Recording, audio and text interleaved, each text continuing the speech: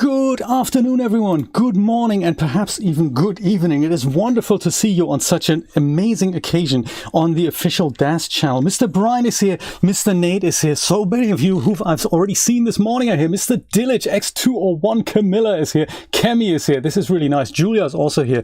Julia, Nate, and Brian are my moderators, so thank you so much for being here with me. Patrick is here, Havana Libre is here, Vincent Rodriguez, and Jeff, and many of you who are probably not in the chat, or the people whom I've watched, whom I've forgotten to mention.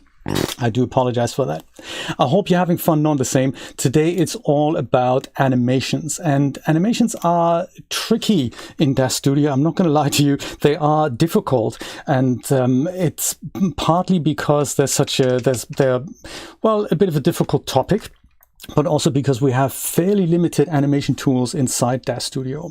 But I've been working with animations inside Daz Studio for a while, and I hope I can pass on a couple of tricks today for you. So it's all about bringing Mixamo animations into Daz Studio. And that is traditionally very, very complex. Let me go and show you a little demo of kind of the look and feel of what we're going for, as well as a little animatic that I've made. So the look and feel, actually, if you've already seen that in the thumbnail that the YouTube video had, it's the Japanese alley by Melly 3D. And we're going to take the logo away. And this is what I'm envisioning my animation to look like, just in regards to, you know, the look and feel of it. So there's more going on than in the default scene. I might start from this, but there's some ideas that I have around this. So that'll require some work, and we're not going to get that done today. I'm not going to lie to you. This is what the default lighting looked like. And with chipping and hammering away at it, you'll be able to get something like this look and feel out of it. So this is all done with some small point lights here. These lights were a little bit too strong, so I've turned those down.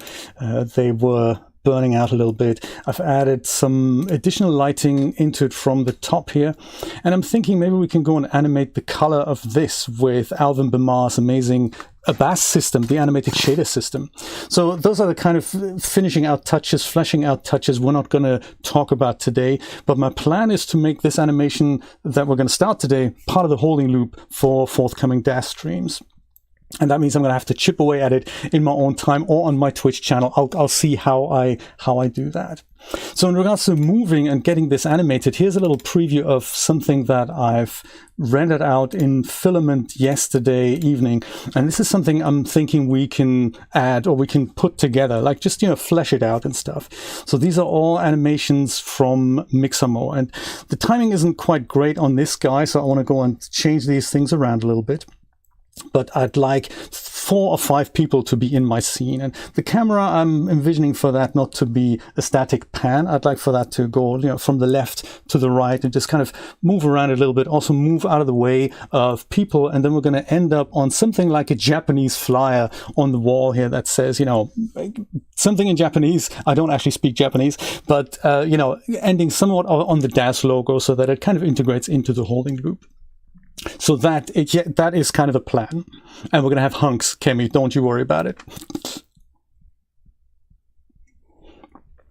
Yes, Naked Grey People, it's a good idea to use Naked Grey People before we get to fleshing out the details, because that's just going to take, that's a fairly easy process of putting clothing on and then just, you know, using a lot of rendering time to make that happen. So each of these things is a separate Mixamo animation. There, each of these people arguing, then her or him moving up and down the alley, and then this guy. And I think the guy in the back here, I think I've just used an Aniblock for that, but I think I'm going to use Mixamo animations as well. Also, people crossing more often, like from the left to the right. So yes, like at least 2 people going one way and 1 person going the other, something like that.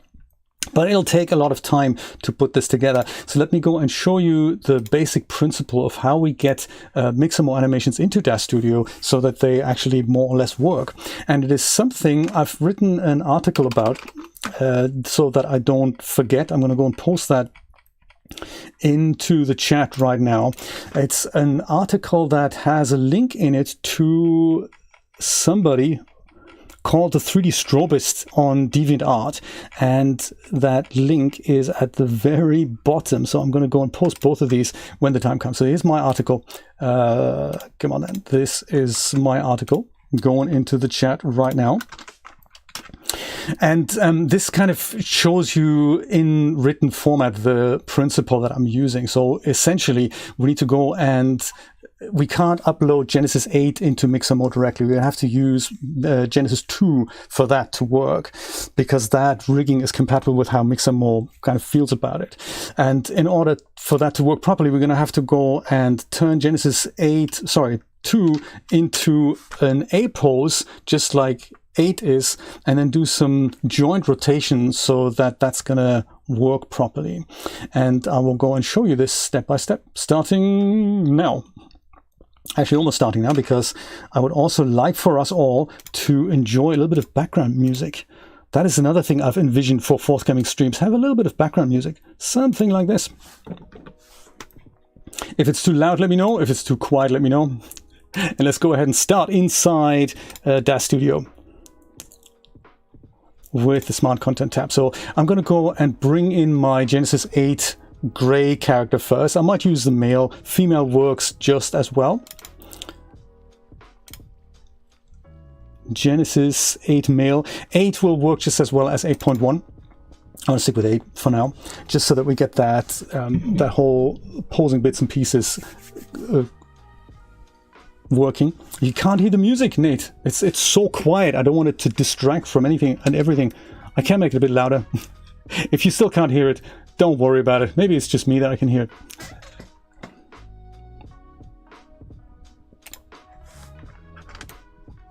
So Genesis 8 A pose.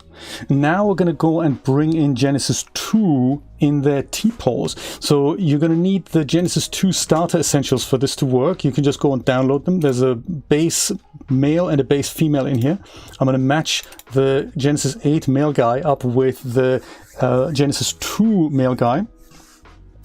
And then we're going to go and see something like this, which is creepy. I'm not going to lie to you, it is creepy. I might just use filament because I'm kind of used to filament here. So I'm going to have to go and do some adjustments here. Thankfully, I've also, in my article, I've also included a couple of post files that you're more than welcome to use. Those are my approximated values, but your mileage may very much vary. I'm going to go and control click that little arrow icon here on Genesis 8, so that when I go and select something underneath him, only the Genesis 2 figure will be selected. So it'll be this arm down. I might just use the parameters for that. I would imagine, it's not twist, is it even that arm? Is it? It's kind of going this way, isn't it? Yeah, that is almost what I want. It's not twist, is it bend? That's the one. So we're doing this. It's essentially, if you're familiar with Unreal Engine, it is a bit like retargeting the skeleton. And the first part of that is that you have to go and bring these figures into more or less the same position. And you know, once you've saved the pose file out, it's you're good. But you can see that it's not just moving down the arms. You also have to go and bring these arms further back so that they line up. There's that, and then there's also the fingers. Oops, that's the twist. That's not what I meant. Yeah, it's bent, so we're going to go and put that kind of here. Let's call it -15. So let's actually call it -14 perhaps. Always lining up the thumbs, and then yeah, let's do that. Go on minus. It's so important to make notes when you do these things. Could even be something else. I'm going to leave it like this for now. I've worked out the actual finger movement as well, so that's kind of important to get that done. That's 15 as well, roughly. You can go and play with the fingers as well. I might just go and leave it like this. And as I said, the values as well as pose files are in my articles. You can grab those out of there. Thigh. Is that bent? Is that side? Thigh, there we go. Thigh, let's call it 6.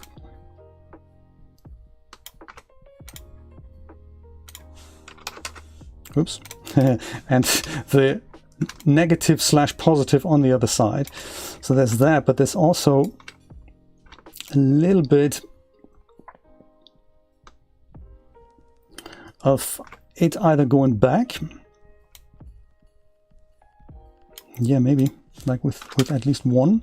Yeah, let's do that. Oops. like so, that we have something like that. So that's fairly close. And it would be so much easier if we could just upload Genesis 8 directly to Mixamo, but alas, we cannot. Let me go and control click on that little eyeball icon on Genesis 8 and make him invisible. So we now have kind of, you know, naked Genesis 2 male in our scene. And the important bit is now that as I've made these adjustments, like if I go to the thigh, you can see that I've made these adjustments here. So these values here for side, and for bend, as an example, they're not at 0. And that's not going to work well. So we're going to have to set those to 0 and make this A pose, the new A pose, lock that in to be the new kind of, you know, A pose. If you're familiar with Blender, it would be something along the lines of applying the rotation. And in Daz Studio, we can do this with the little joint editor tool. So that is this little guy here, the little pencil icon with the butterfly underneath it. You can also get him from the tools menu here. If you have tools, you can go to the joint editor. And then when you select that, you can see all these bones here. And in order for those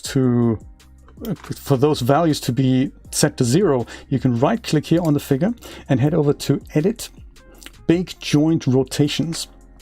And when you do that, every of these values that we've just set will be set to 0 while the pose remains the same. So see that here now, the bend and the side are all on 0, and that's really all we needed to do. You can do the same with the female so that you have both characters, but one set of poses from one character will work on the other, so that's nice.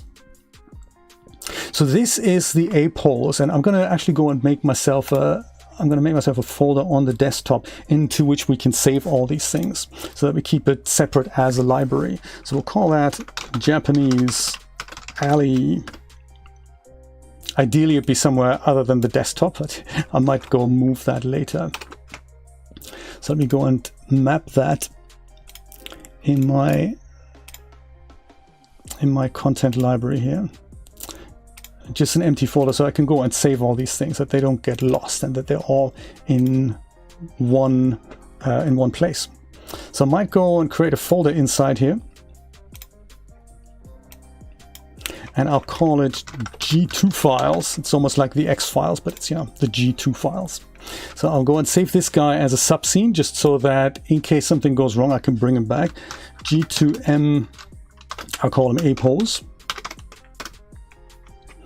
And I only need the 2, so I'll go and deselect all the others. I'm not going to compress the file, so in case I want to do and have a look at it in a text editor, I can do that. Yes, Popeye, Mixamo can, Kemi, it can import FBX. Yes, in fact, that's the only thing it can. Oh yeah, it can import OBJ as well, but you lose the rigging when you do that. So that's always a last resort. If you don't need to bring the figure back into Daz Studio, there is a way to just export Genesis 8 as an OBJ and then use the auto rigger in Mixamo to do that, but it'll lose all the rigging information and basically create new rigging information. So we've got our guy. We're going to go and export him out now as an FBX, and I might just go and put that into another subfolder here. I'm totally organized here. FBXs, I'll call it. And with this guy now, I'm going to go and export him as an FBX with the setting that we need so that Mixamo is happy. So file export, and that is going to be in here in FBXs. I'll call them the same thing, G2M A pose, with FBX at the bottom. And here kind of comes one of the more important bits that we need to pay attention to, the export settings. So as of Daz Studio 2020 or 4.20, we have a new option of exporting things, which is here, FBX 2020 binary. I think previously it kind of ended at 2014, and now we can use 2020, which is kind of nice. We want the selected figure only. We want no hidden figures, and we basically just want figures. We don't need props or light. I mean, we don't have any of those in our scene, but that's okay. This is just so that the Genesis 8 figure that's also in our scene is not being exported. I'm going to untick the embed textures because we don't really need that. Collect textures, we don't really need textures at all. I'm going to leave these 2 ticked because it appears to work with that. And down here we get this little summary that this is the figure that's being exported, and not visible will not be exported. There's one thing here that's called sub-D information. This is unticked. So essentially that means that only the base resolution figure is being exported. And that's kind of what we want. We don't want the subdivided figure to appear in Mixamo. Hit accept. And that is that. The Patrick Scholderman is here. How are you doing? Lip sync masters. I don't think that works. A lip sync is sadly not part of this this session. But if you have looked into AnyLip, that is a lip sync product for Daz Studio. There's also one that is actually available for free if you know that there is a 32-bit version of Daz Studio. You can go and install yourself that, and there's an option for doing lip sync from audio files in there. Have a look at that. The 32-bit version is something you can install side by side to the 64-bit version, and whatever comes out of that, you can also use in the 64-bit version. So we don't need that Genesis 2 figure anymore. I'm going to go and delete him out of my scene and head over to Mixamo and see, to see if this works. Here it is. You need an Adobe ID to log in with that, mixamo.com. And the first thing we need to do is upload the character that we've just exported from Daz Studio. So upload character. Down here, select character. Yeah, so it expects an FBX or an OBJ or a zip file, which is essentially if you were to supply textures with this. But thankfully, we don't need to do that. We'll go and grab this from Japanese Alley FBXs. And if you've tried to upload Genesis 3 or Genesis 8, you'll usually see an error message come up at this point. So fingers crossed it doesn't happen.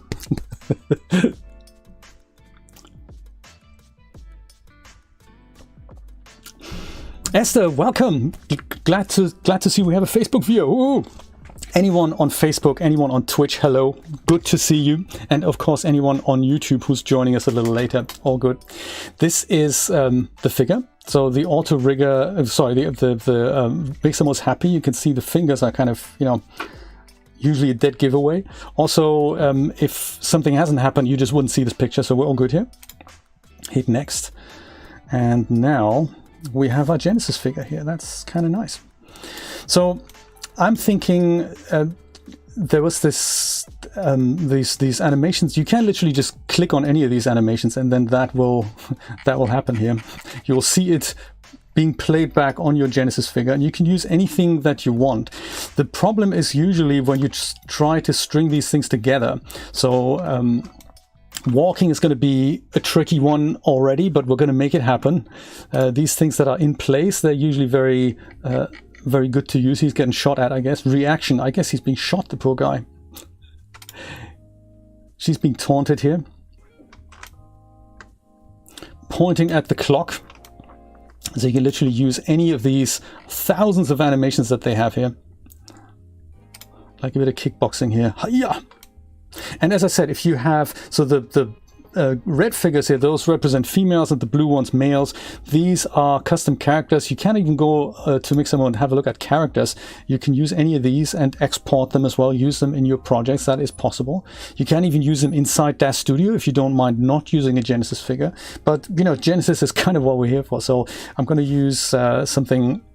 I'm going to use several. Let's have a look at walk up here in the search field and see what we might want out of this. So this is kind of a girly walk here.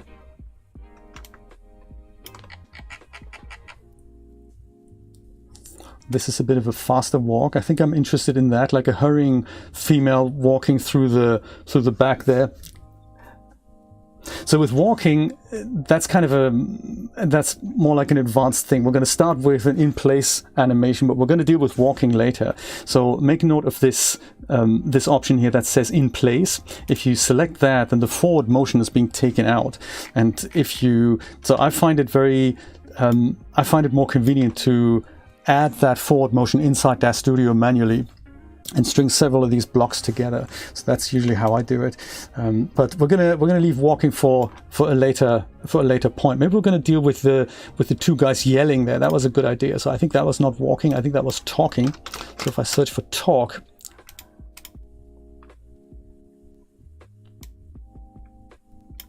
she's kind of talking. That'll work. Not quite as intently as her partner that I had in the alley, who was kind of yelling there.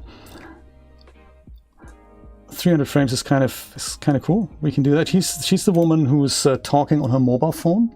That was also nice.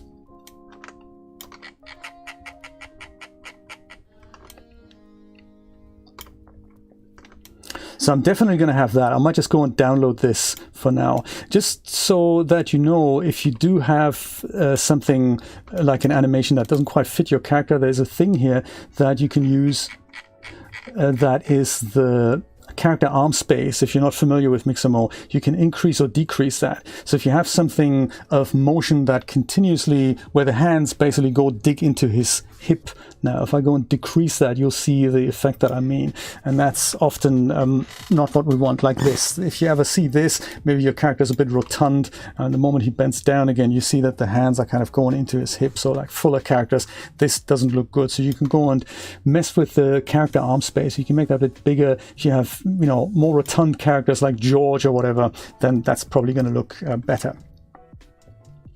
Thankfully, in our case, we didn't have to do it, but it's there in case you wanted it. How about standing arguing? Do we need this?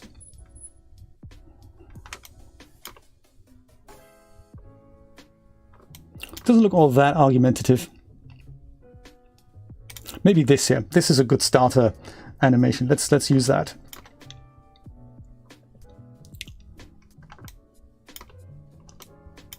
Also, take into consideration, I might increase it a little bit here. We're not going to see it much, but I might go just increase it a little bit to 60 or so.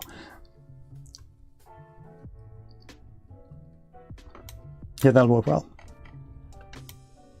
It's a long animation already, 600 frames. Not great for a demo, but it's going to look great in our scene. So I'm going to go and download this now. And we're going to come back to Mixamo to get other animations out. Here's the other things that are important here. Format on output, Mixamo, sorry, FBX 6.1. That's important. Many of the other options don't import well into Daz Studio. I'm going to use with skin, no keyframe reduction, and frames per second. You can use something higher. I'll stick with 30. If you wanted to stick with 60 for game development, you can do that, or for even smoother animations. And that's that. So that gives us an FBX out of Mixamo, which is awesome. Standing arguing. Now comes the fun part, bringing this back into Daz Studio. I'll go and say File, Import. And that's in my downloads folder. Standing arguing, that's it. And this comes up with a little box here in which you can select an option. We need mixamo.com.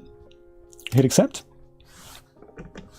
And that brings us in what we've seen in Mixamo. If I go play this back, plays back a little bit slower, but it does, you know, it is that animation on Genesis 2. So that's, you know, major win. So result.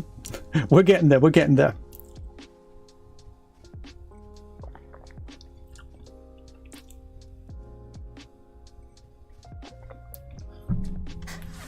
Vincent, no, we're going to deal with the Genesis 8 process now. So Genesis 8 can't be uploaded to Mixamo, sadly. So we're going to go via the Genesis 2 figure. This is kind of the clever thing that's going to happen now.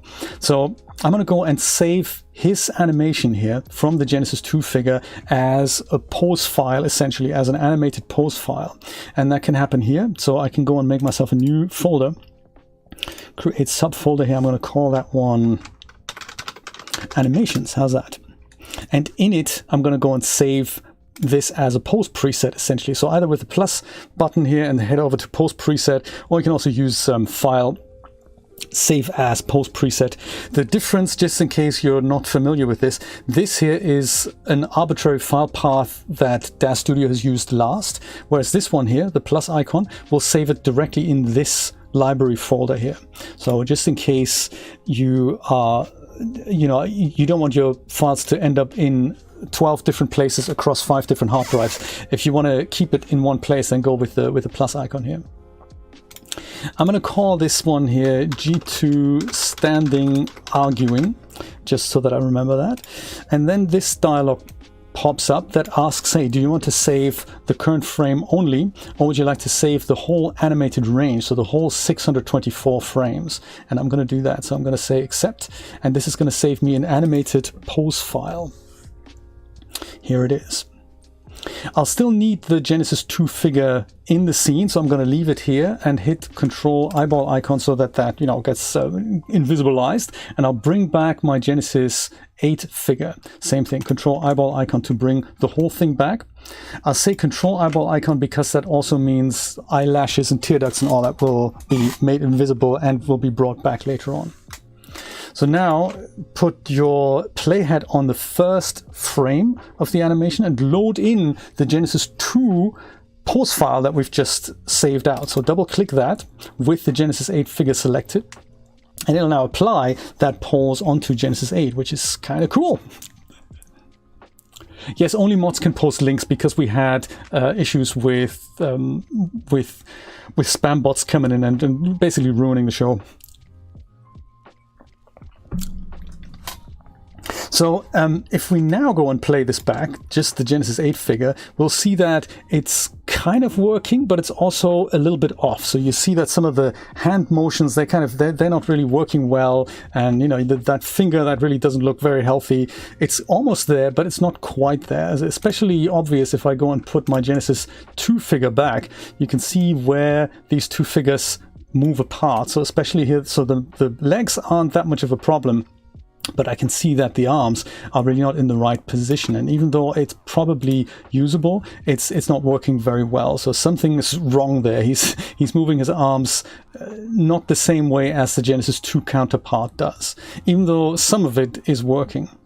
So this is really how I got interested into this, because Travis from Daz forwarded me an article by somebody called the 3D Strobist, and he has described this method of getting rid of that in his article on DeviantArt, which I've linked to in my article. He kind of describes half the process up here, but it's a bit difficult to follow. So I thought I'm going to go and reword it so that I understand it. I'm going to go and paste that link into the chat now. Here it is, the article by the 3D Strobist, because the interesting bit is really happening at the bottom of it, in which he has this short magic script here that lets us correct these things, which is just so cool. So I'm going to go and copy this out. This is kind of at the very end here, the thing that's in cursive. So left click and drag all of this and go and copy this out, and then go back into Daz Studio and open up the Script IDE pane. I have that docked here, but you can dock it anywhere. If you haven't got it, it's under Window Pane's Script IDE. Open that up. You can leave it floating. You can dock it somewhere and just paste in that code from him.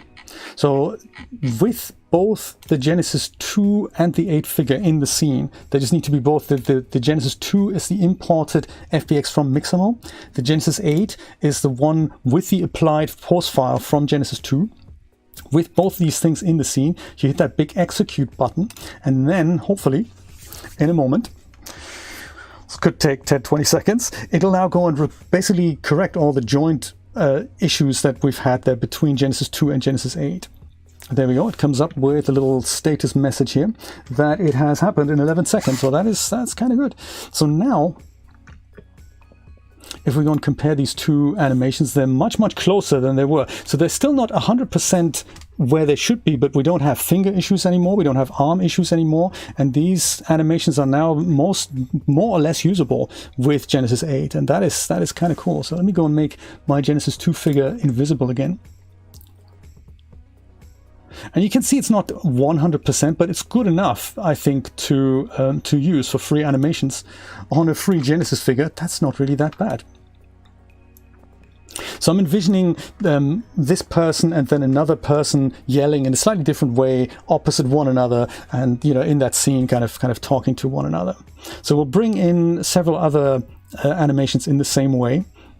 So you see this process multiple times if you didn't follow along the first time. But it's kind of working, and I'm very happy about this.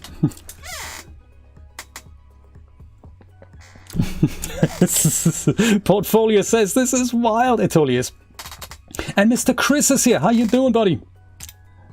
I'm going to go and save this out. So there's two ways of saving this out. This is either going to be also a post file, or you can save it out as a scene. It doesn't really matter. I might go and make this a post file as well. Post preset, and I'll say G8 this time, so I can go and filter these out. Standing arguing, and this now, that's also the animation, and hit accept. Cool. So this now means if I go and make myself a new scene, just to test, if it doesn't work, at least we know how to make it work. If I go and bring in my Genesis 8 female, for example, let's go try that. And apply the same pose on her, that should also work. So that keeps it very universal. So that means we can now go and use these on custom characters as well.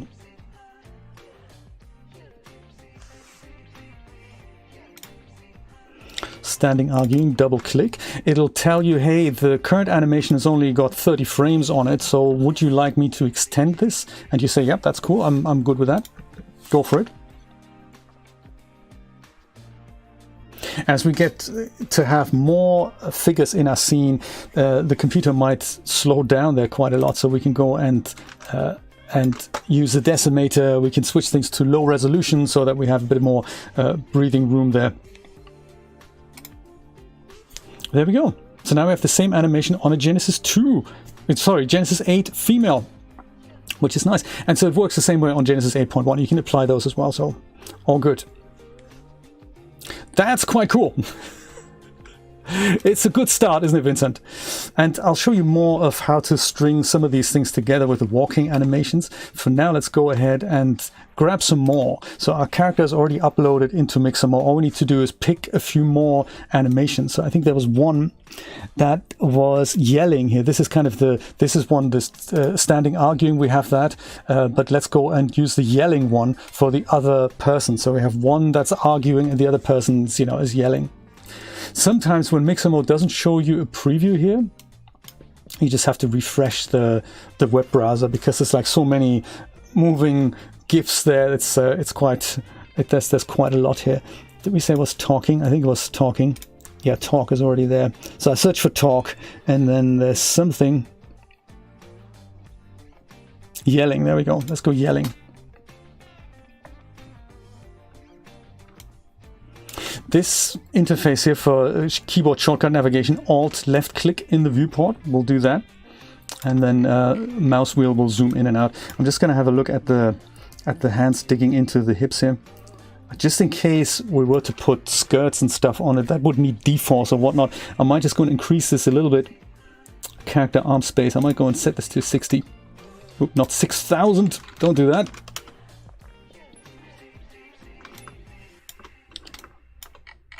There, just envisioning, wider hips and clothing and stuff. So I'll use that and say download. Same options here. So FBX 6.1 with skin, no keyframe reduction, 30 frames a second.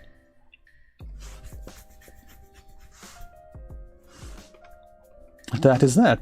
So then once again, the magic really happens inside Daz Studio. When you do one of those conversions, start with a new scene so that you don't have anything untoward in there.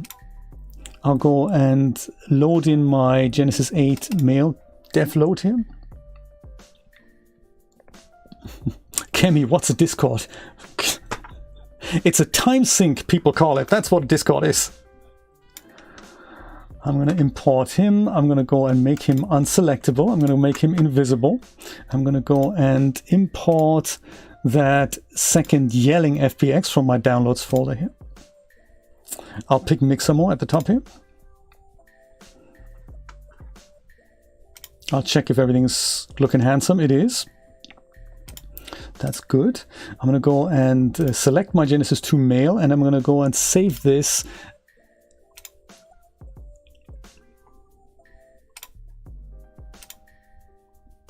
as a pose file here, pose preset. So I'm going to call that G2 yelling, just so that I know what is G2 and what is G8. I'm going to save the whole animated range. that's that. I'm going to go and make my, it doesn't actually matter if the Genesis 8, if which figure is visible and which one isn't.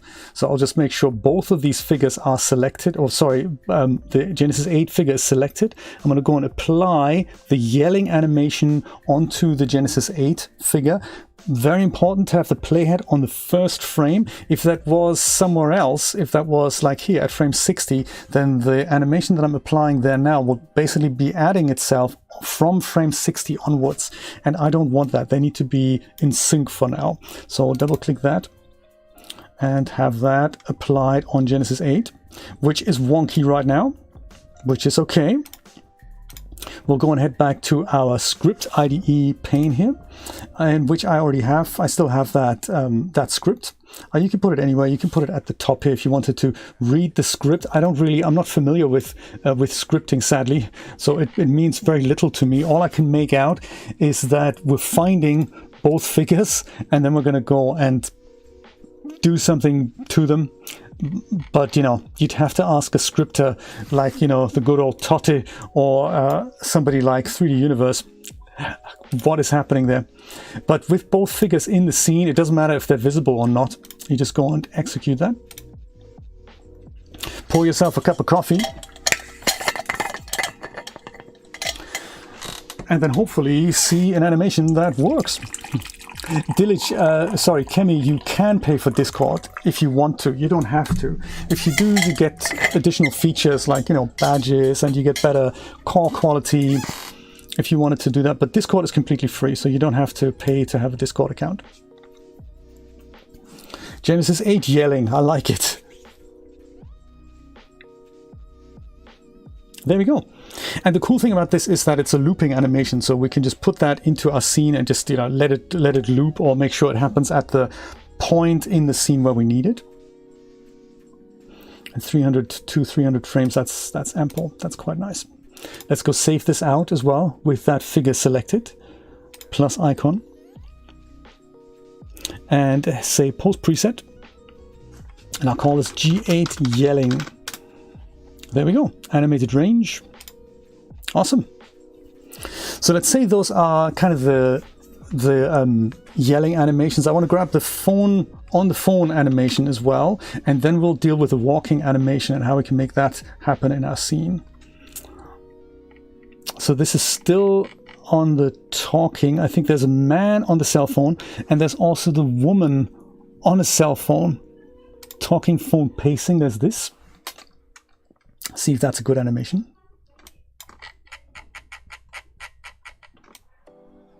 Yeah, I think that's the man. I think we had something like this is just a woman. This one here, pacing and talking. I thought that was working quite well because she kind of moves up and down, so I can use that as well. It's kind of an in-place animation, but there's movement in there, so I can use that.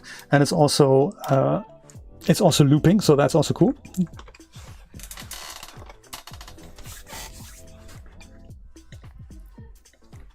Oh, masters, I don't know is the honest answer. I'm not sure if that is the plan. I don't think so. That would be, I think we'd need a big animation overhaul first inside Daz Studio for that to work. That would be cool though. It might be, for those types of applications, it might actually be easier to export the character into something like Unreal Engine and then use Unreal Engine for such things. So let's go and deal with this. New scene.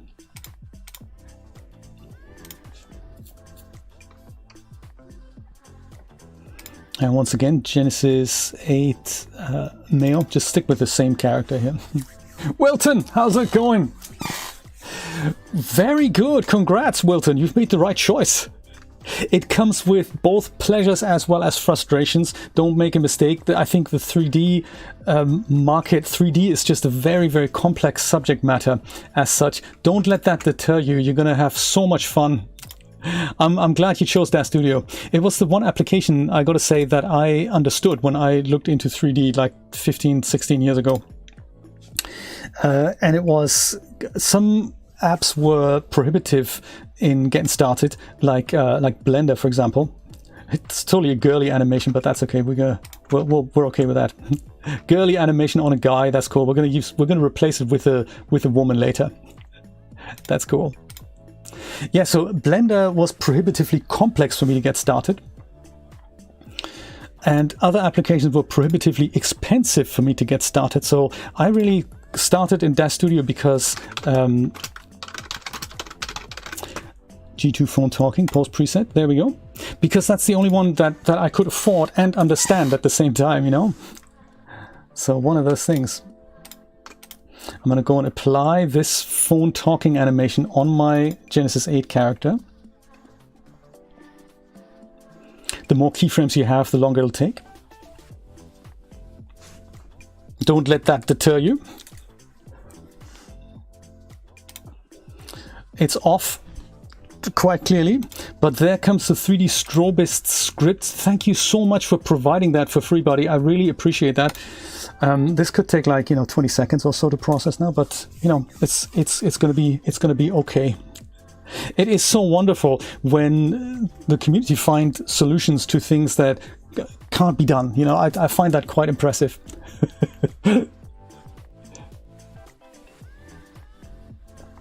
Do you know, yes, actually, Ben, good point. I do have a coffee addiction. This is my second pot today.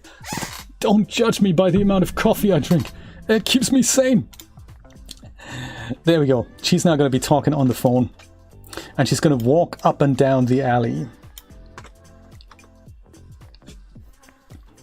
At a particular point there. And once it's rendered, this is actually going to look much smoother. This is just, I think Daz Studio can't quite get 30 frames displayed in real time with the Genesis figures. I see we do see a little bit of hand into the hip here, so I wonder if I should have corrected that. Do you see that here? Is no good, man. Is no good.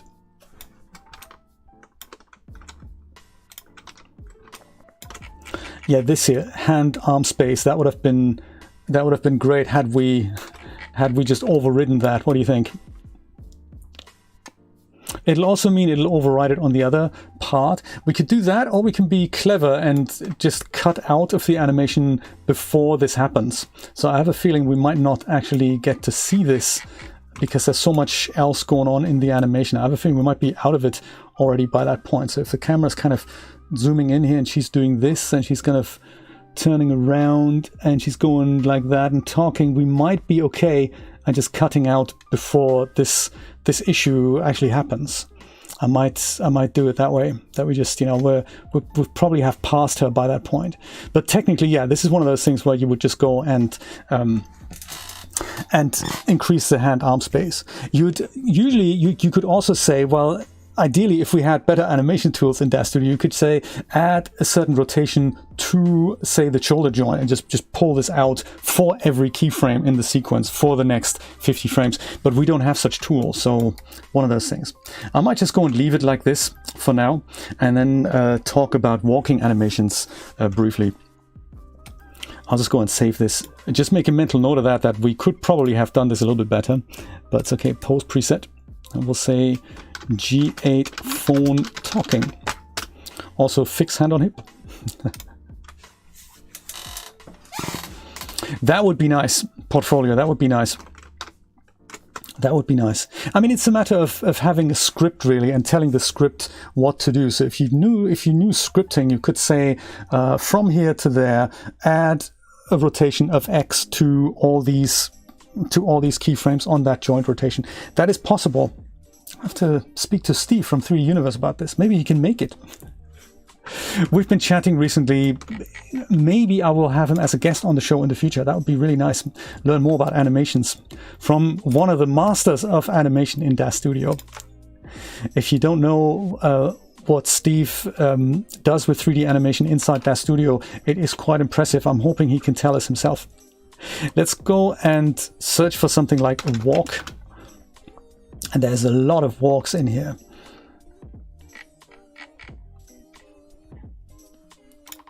Yeah, like this one. Let's say this one here. That's a nice walk. So the problem here is that we're moving forward, essentially. So there's forward motion applied to this. And if I take the animation out like that, then my character would do exactly that every time I repeat the animation. And that is going to be a hindrance. Let me go and do it and show you the problem, and then we're going to go and correct the problem. So I'll go and download it as it is, and I think the hip space is okay. I'm gonna be okay with that.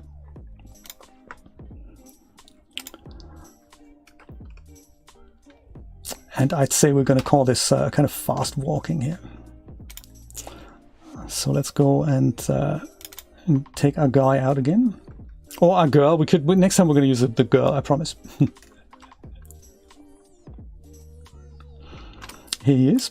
Then we go and import our walking animation, and this is considerably shorter now. So that's going to be a nice little demo here. I'll go select the Genesis 2 figure and save this out as G2 fast walk king. And then I will go on and just to see this a little bit better, G2 fast walking, apply that to him. And that's that, which is kind of nice. So he would also now do this. And that, you know, corrected or not, I'm not going to bother correcting that. But you know what, it's, you know what, but this is kind of how it works here. So if I wanted him to walk a little bit longer now, I would go and first make my animation considerably longer. Let's just say 200 frames. At the bottom left-hand corner here, I'll say 201. That's that. These are our existing keyframes here, or more accurately, a marker to our existing keyframes. So I can now go ahead and essentially put another animation at the end of this, and then basically have several loops of this animation run concurrently.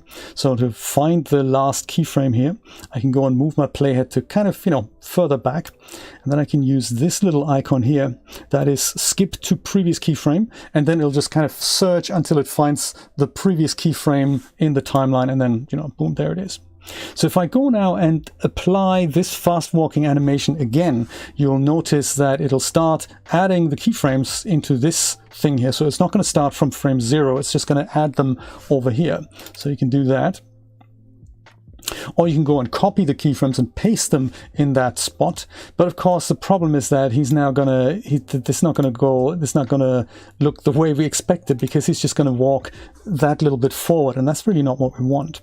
So another option would be to go to the last keyframe here, and then go and grab all these keyframes, hit copy, and then go and paste them at the back here. So that's also possible with animations. You can copy and paste the keyframes. Don't make the mistake to think that the triangles are the actual keyframes. They're not. The triangles are, they're showing you that there's a keyframe somewhere in that timeline, so they're not the actual keyframes. If you open this up and head over to, say, the properties here, and let's say general and translation, you'll see that all these little letters here, if I go and zoom in there, all these little letters here, those are the actual keyframes. So T is for TCB keyframe, and then L is for linear keyframe. So those are the keyframes, and you can go and left click and drag and move them around. The triangles are just pointers that say somewhere underneath here, that's where we have a keyframe. Just something to be aware of.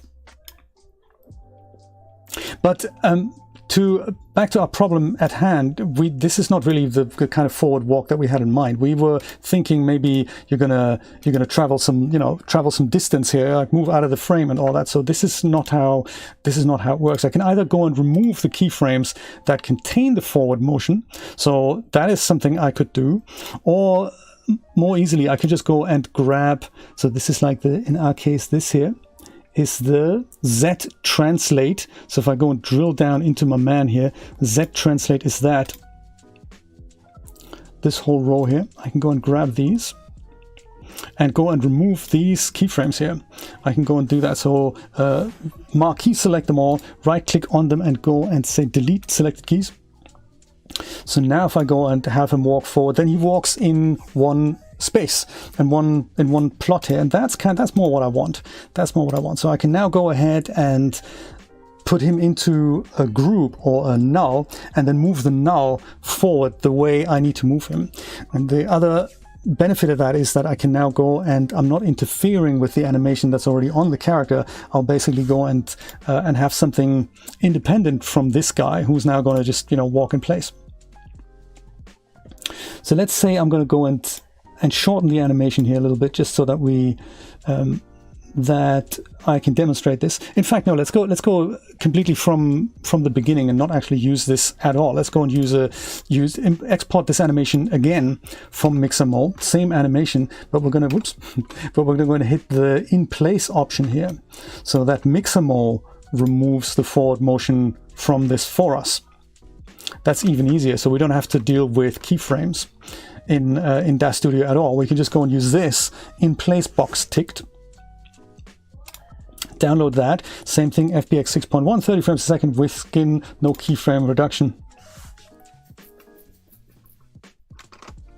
And then I promise we're going to use a girl, so we're going to totally use her now. I'm cheating, Patrick.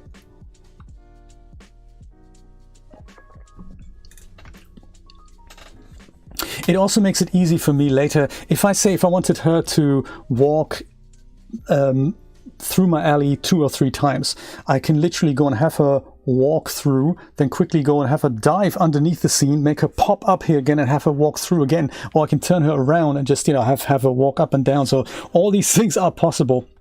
As a way of cheating, but it's also efficient cheating. Totally correct. Totally true. Genesis 8 here, let's go and import the second walking animation. So this is like walking 1 here. Mixamo, yes, yes, Mixamo. All right. I'll go and save this out as a post preset here. I'll just oversave the previous one because we don't really want the one with the forward motion. So I'll oversave G2 fast walking. Perfect. I'll go and make her invisible, select Genesis 8, apply the Genesis 2 pose onto Genesis 8, like so. And now I'm going to go and correct this. That's only going to take 2 seconds. And now she's walking in place. I think her hand's still going through the hip there a little bit. Yeah, it is, isn't it? Ah, yeah. Hip movement. I think, did I see that here? Maybe it's because it's close here, but it's not quite as obvious. Let's do this properly. Arm space. Increase arm space. Make it 65 maybe. Yeah. Skirts. Deforce. Nightmare. All Marvelous Designer. Nightmare. You don't want that. Let's go do this. Let's go do this instead. 3rd time lucky.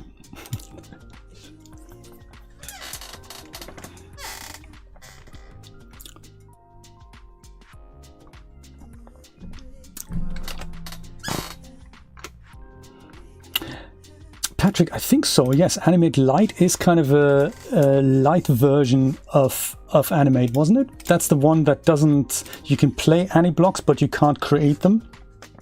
And it doesn't have MDD export, I think. That is Animate Lite. And when you download Daz Studio for the first time, you have the full version for 30 days, and you will just see Animate here at the bottom left. And then when that 30 days runs out, it'll say Animate Lite on the tab here. And then some of the features are removed. So if you right click on this, there's this thing like create Ani-block from Studio keyframes and stuff like that. I'm hoping this is being worked at and updated so that it can create Ani-blocks from literally anything that we throw at it, including and most importantly Mixamo animations. We'll see. Yes, currently it is not possible to turn a Mixamo animation into an Ani-block and make that work. Sadly, that isn't working because some of the motions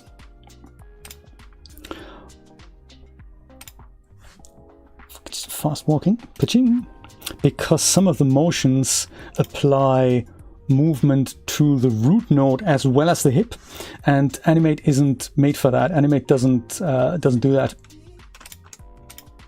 It can't translate those values into it can't translate root node motion into Animate data.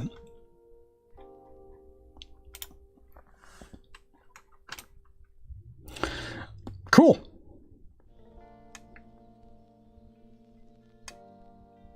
I like it. So this is working well. I like it.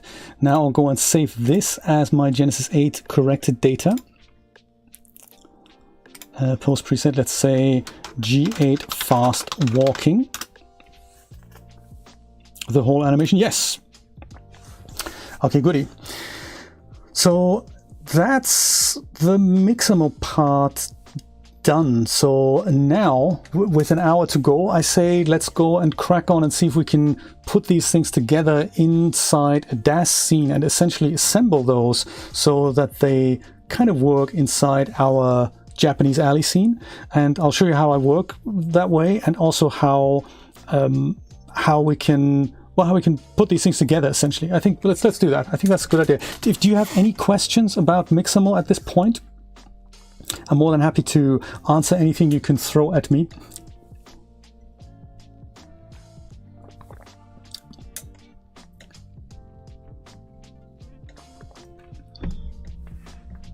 I'm going to have a look at my at what my mods have compiled.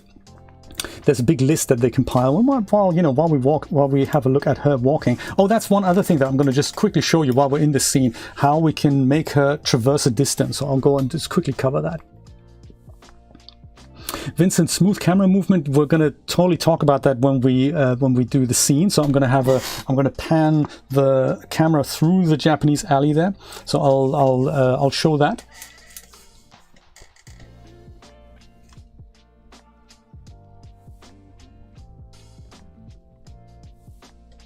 Kemi, good point. What happens if you want to change something now? You can't, because every frame has a keyframe. So the only option to override something now would be if you know exactly what you want to do and you add an Ani block on top of that. So the Ani block will go and literally add something, 2 keyframes that you already have. So like if you wanted to change I don't know how this works here now, if the walk height, if the Y height is keyframed, imagine it is, and you wanted to move this whole thing up.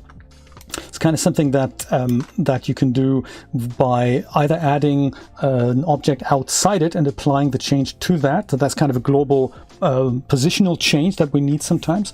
But if you wanted to do something like override the shoulder joint and make that higher or something, that's tricky. That's really tricky. In Daz Studio, that is. Let me go and make this 200 frames. The animation here, and then I'll go and remove the Genesis 2 figure out of the scene, and I'm gonna go and, just like I've shown you earlier, I'm gonna go and make this walk cycle a little bit longer. So G28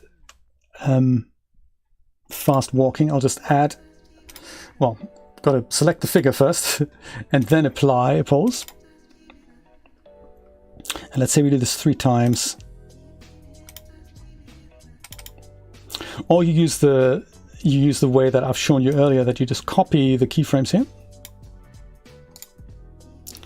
and say copy, and then you go to the end. You can add different animations at the end as well if they line up. So you could have something like arguing and then yelling afterwards. You can even leave a few frames in between as a transitional thing. Daz Studio can work that out. That'll work as well. Paste keys.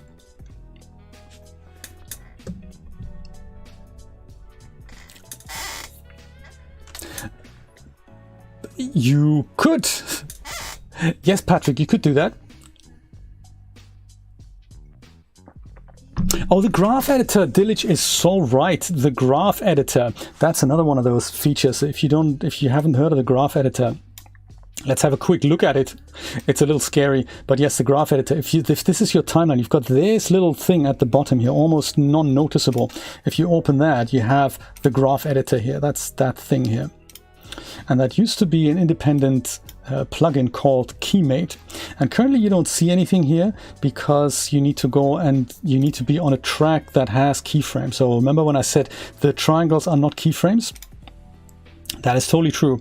If you go and open the general transformations, translations, and then maybe go to X translate, then you see all these keyframes here. So if you wanted to make a change on a particular keyframe, you can literally left click it and then drag it into a direction, and that'll change the value of this, of basically the X translate in this case, for that particular keyframe. You can do that. And this happens for literally everything that has motion data on it. You can zoom in here as well. Somehow. There we go. And then you can see the keyframes a little bit better, and you can see what value they have. So it doesn't work well though when we have a keyframe on every frame. This thing is really good for if you have one keyframe here and then you have another one 10 seconds later or 5 seconds later, and you want to correct a motion from here to there. Then you can insert other keyframes here. You can change values. That's where the keyframe or the graph editor is really valuable. But for animations from Mixamo, it's not really valuable because it's not easy to go and say, well, here all of these make them +5. I don't think I've seen that feature, but we can always see if it is in fact there. Marquee select, right click and say add a value. Is that there? Set keyframe interpolation, keyframe scope. I've not seen that option. I'd love for it to be there, Dillage. If you know more, do let me know. Like add value to selected keyframes. That would be awesome. That's where it is. I just wanted to show you that. That is where it is. Okay, so she's now going to walk for, let's say, 180 frames here in place. So if we wanted for her to walk from A to B, here's what I would do. I'd go to the first frame of the timeline, very important. And then you go, Keymate still works, right? If you've bought it, it still works. That's awesome. Did that have that feature? I've never looked really. I'm going to position her here. I'm going to make her walk to the left. So I can't apply that motion on the character because it already has, it already has keyframes on every of these frames, and I don't want to mess with that. So what I'll do is I'll create a group or null. It'll do the same thing. I'll use a group because it has that nice little auto function here in which it says parent the selected item to that group, to that new group. So I'll go and say, yep, that's cool. Let's do that. Which means that the selected item in my scene, like the Genesis figure, is now going to be put into the group. The group now has its own keyframes, which is neat. So I'll go and make sure that with the group selected here, I'll go and, just the group, I'll go and set myself a keyframe like so. Then I go to the end of my walking animation. And now I'm going to go and apply the forward motion, just roughly, maybe to about here. And we'll see how that works. And it's a bit of an eyeballing job to see if she's walking fast enough. She might do in the middle, but there's certainly an issue at the beginning and at the end because she seems to start slow, speed up, and then start slowing down again. And that's not the continuous motion that we're looking for. So that is the keyframe interpolation in Daz Studio is set to kind of logarithmic by default. And you can change that for any of these selected keyframes here. I'll go and select the first one. This is now the keyframe of the group, so not these ones at the bottom here. Got to be really careful just to select this one. And then we're going to go and select the first one as well. So this is just on the group, not the ones below there. And then right click on this and set the keyframe interpolation to linear. TCB is the logarithmic thing that we've had, so we go with linear. And then we should see that at least she's walking linearly. But looking at the foot movement, she's not moving fast enough. So I can see a little bit of sliding there, and that doesn't look right. It's not that noticeable, but let me go and show you show you what I mean. If I go and make that deliberately worse than it currently is, I go to the last keyframe of the group and I'll just make her travel less mileage, so to say. And if I go and play this back now, you're probably going to see that something's just not right. So she's kind of walking in place and her feet are constantly sliding, so she's not quite walking fast enough for this. So if you ever see this, then you know that's not good. But once again, the easy fix is on the group, just to make her walk a little bit further, like let's say like that. Let's see if it works. It's kind of one of those things.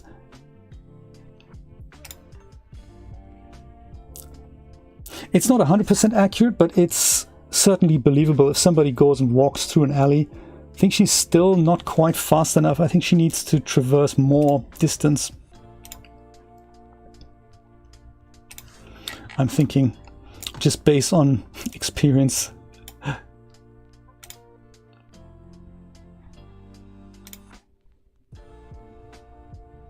It's like synchronicity. It's better.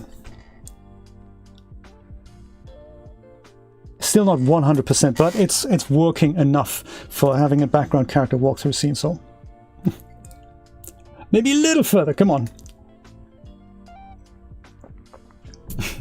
Do you know, that is also the secret, Ben? Very clever point. Exactly. Let's just make sure there's a bit of misdirection going on, and then we're all good. So this is how to make the character walk in the scene. And talking of which, let's go and turn our attention to it and throw that together. This will be recorded. Yes, Matthew, you can watch the recording of this. I have a second instance of Daz Studio open. I don't think I need this, so this is just a general guide of how I'd like the lighting to be. In fact, I might start with this scene here and just have these people in there as a reference, and then we're going to go and do this. Go and do this in the other instance of Daz Studio. There we go. Well, I've already got one camera. I might go and crank up my HDRI a little bit so that we can see stuff. Blackness is not so good.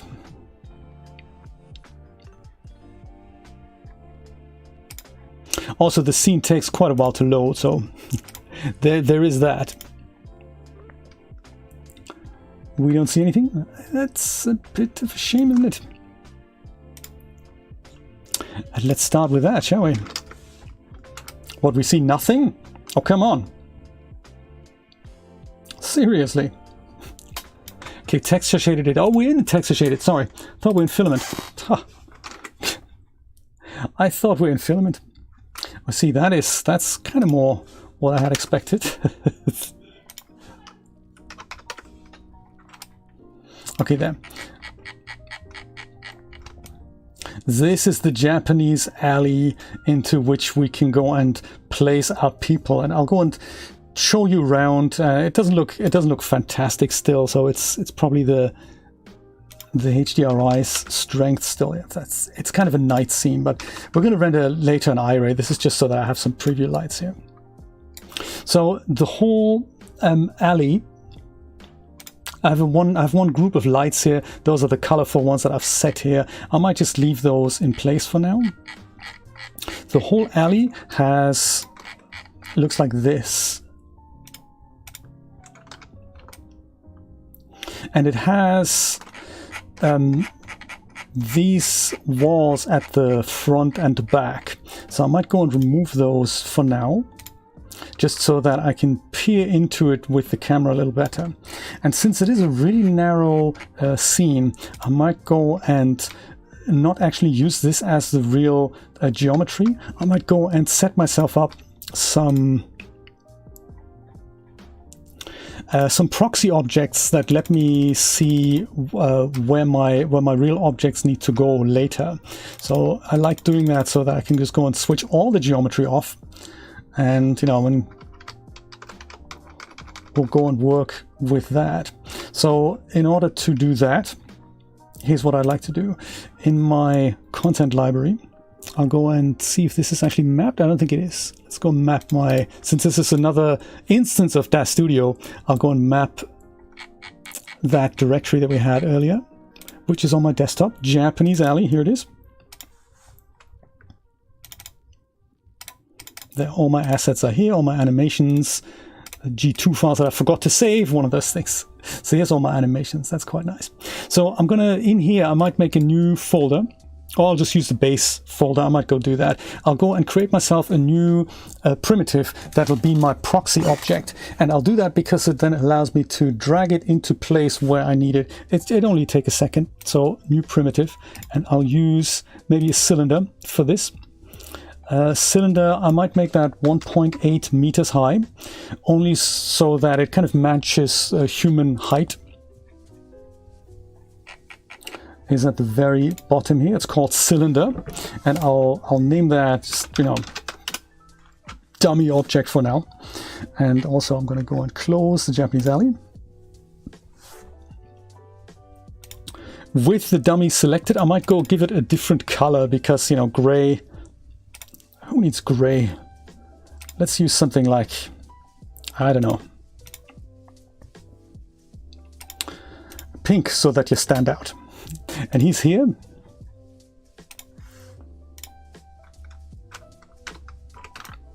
This is really not what a person looks like, so I'm going to go and first of all drag it. Oh, it hasn't done the height thing, has it? To scale, let's say 180%, so that it is as tall as a human or thereabouts. And let's make it a little bit slimmer, like, you know, 40%. And 40%, just so that it looks a little bit like a human. You can go slimmer. It doesn't really matter. And now if I go and save this into my library here as just a subset, then I'll be able to alt drag it in here. Dummy, just dummy human. There we go.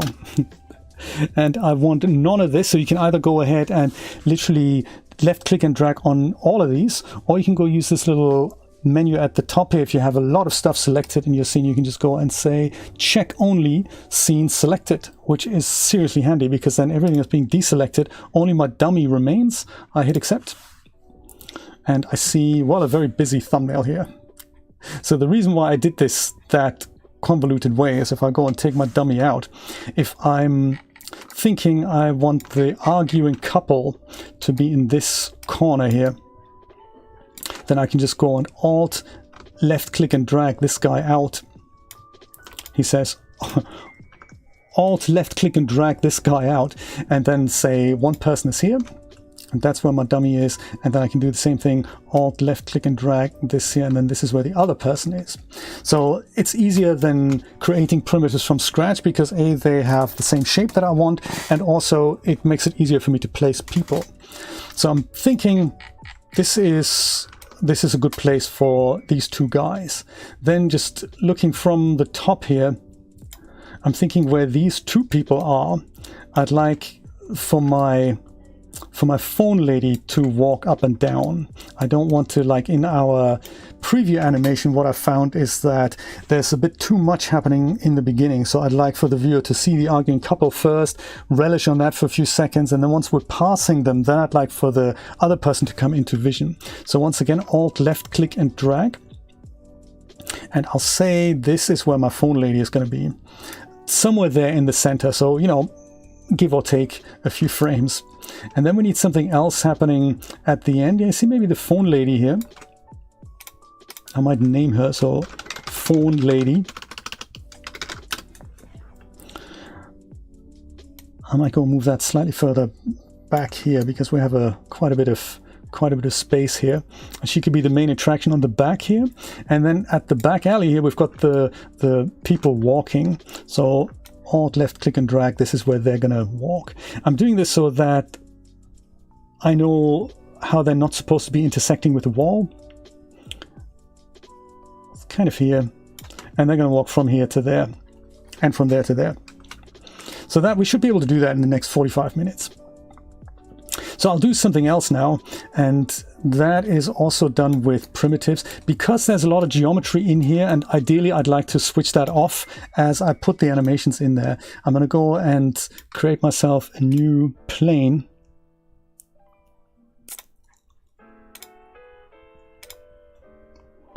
And 1 meter is good. Y positive is also good.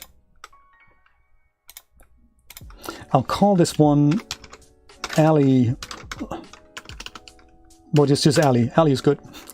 Like Ally McBeal.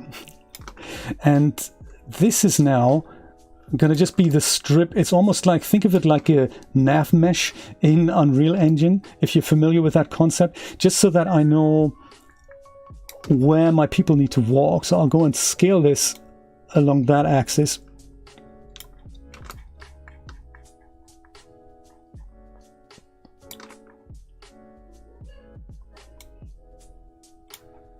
Can't actually see where that ends now.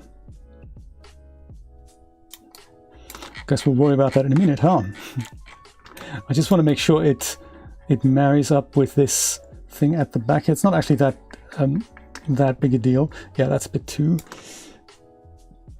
long here. Feel free to use the sliders for that if this is a bit too cumbersome.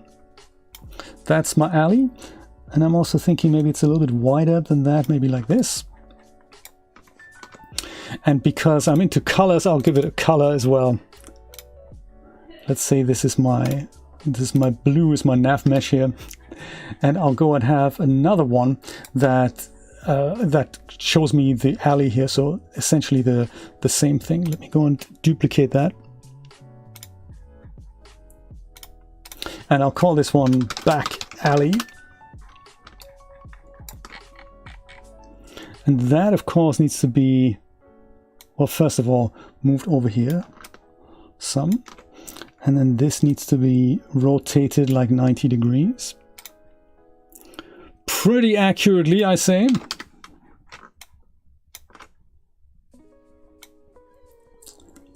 There. So that's my back alley here. And then I need to know how this looks with the wall in place. I don't want it to walk into walls here. That was B something, I think B10. So there we go, B10. If I go and make that visible again. Yes, that's perfect. So I'll go and say back alley can go over here a bit. Haha. As long as I'm walking in there, I should be more or less there. And so I'm doing this because I'm going to switch the whole geometry thing off in a moment, and then I don't have to worry about it anymore. I'll go and put this guy into here, and that's just the end.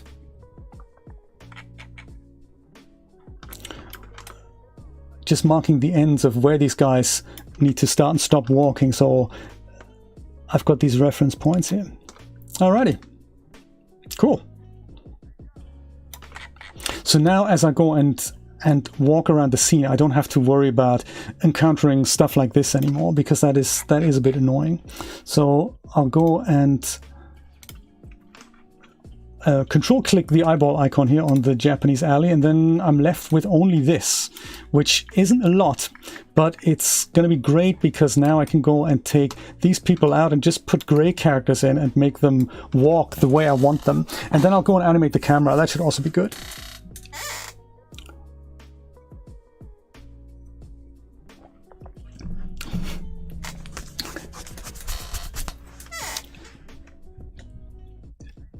I am Spartacus. That is so funny. How did you come up with that?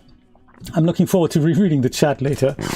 It is always a total surprise. When I go through and make these chapter points, then I go and I reread the chat, and it's just such a joy to see everyone's reactions at that point. Sometimes it's a shame that I can't see all the chat as I'm working. So here I've got Lee here and I've got Mai Ling here. I'm going to go and delete these guys out, because that's just, you know, that's just too much here. I might go and tidy up a bit. I'll call this one argue1. This one here is argue2. Then we have the phone lady, and then we have this guy, which is the back alley walker, isn't it? Yes. Yeah, so they're just, I don't think I need this anymore because I have the start and the stop and the nav mesh, so I can go and get this guy out. I don't need him anymore. And this here is phone lady. Perfect.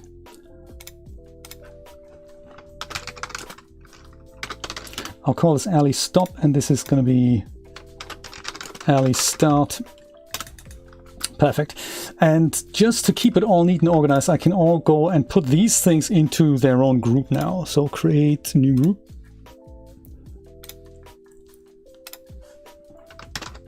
Mock stuffs. There. And that, of course, needs to now be saved. So let's go and maybe make a new folder with scene files.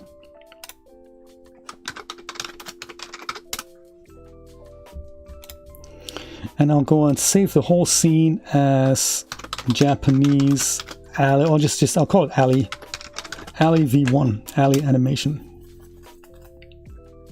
All right, we're getting places. Let's make people stand in and walk around and do stuff and stuff. I'm thinking. And once we've done that, we go and prepare the camera that just goes from one end to the other. That should be fairly smooth. Okay, let's deal with the arguing couple first.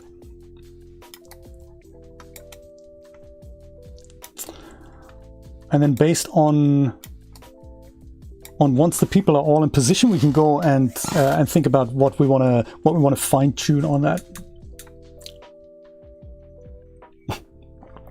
NFT it, I like it. And the title will be Marshmallow Valley. I love it.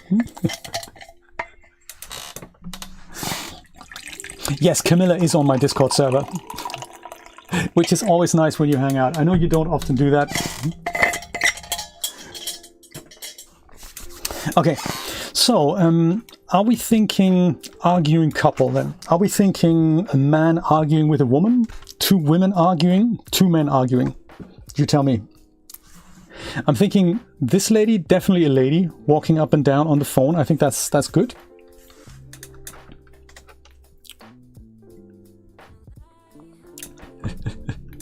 We'll keep reminding you, Camilla, no problem.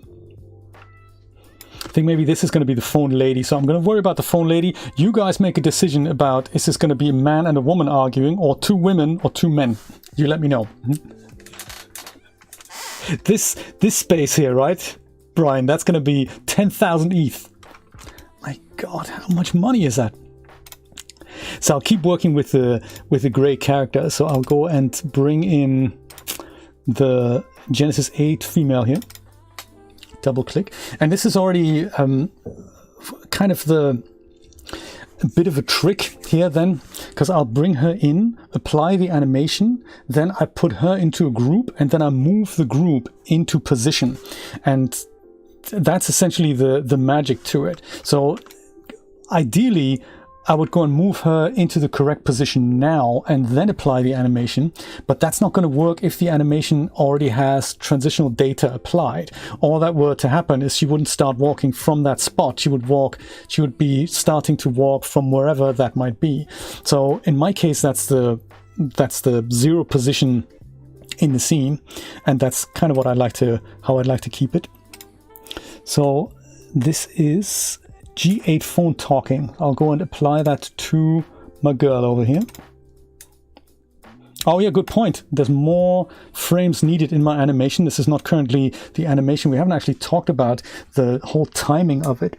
So I'm thinking this is actually okay here, 1129 frames, and the real action is going to start at around frame 100. Just something to keep in mind. The first 100 frames, or the first few frames, they're usually used to do things like letting things settle down, like, you know, animations, hair in game engines, particle emitters to start working, all that. So I'm not going to even worry about that. We might even go and move the keyframes over to this area at that point. So, but for her, it starts all on frame 0, which, is that a good idea or not? I'm not sure if it is, because the first 100 frames, we might actually use those in there. So let me go and undo that. Control Z. See if it works, otherwise we'll have to just go delete the character.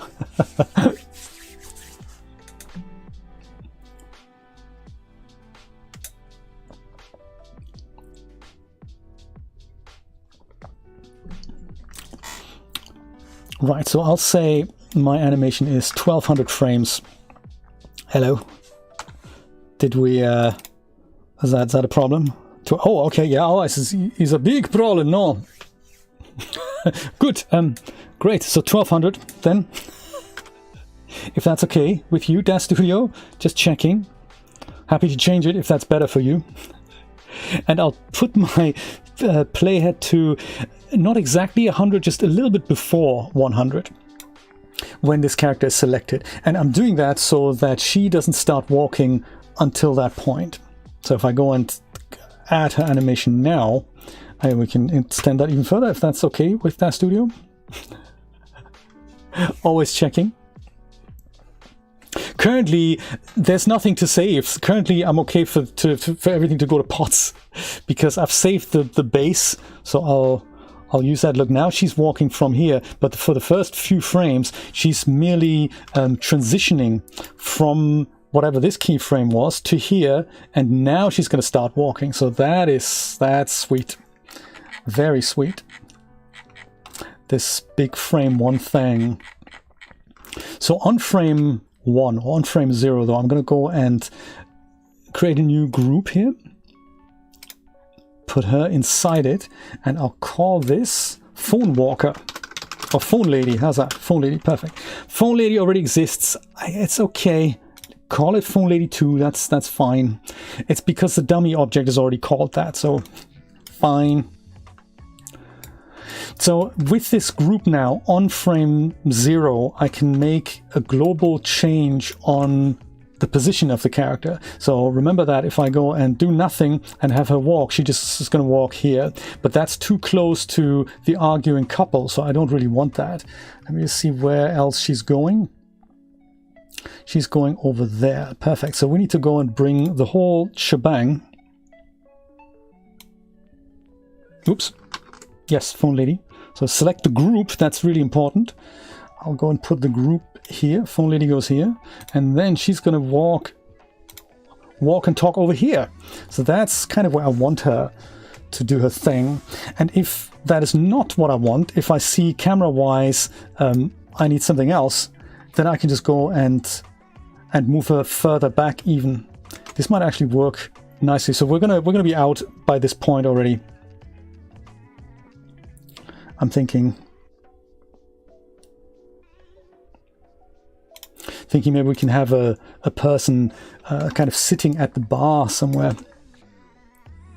I can bring her forward a little bit here, like so.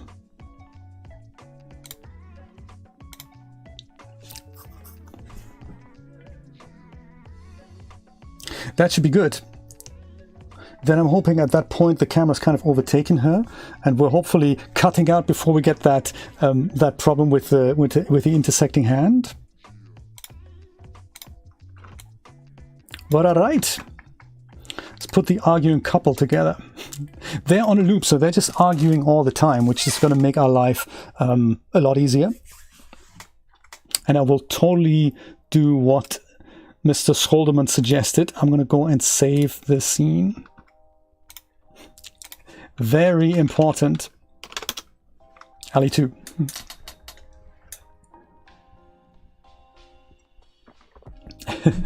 Dillage, thank you so much for dropping by. And skip the war, yes. I totally agree. Skip the war, end it already. What are you doing, Vladimir? Alright, so next 2 people. Have you decided, was it 2 women arguing, a man and a woman, or 2 men? I totally forgot to put a vote out here. To the end of nothingness. Absolutely, I remember. Does anyone have a preference? Because if not, I'll just make it a man and a woman.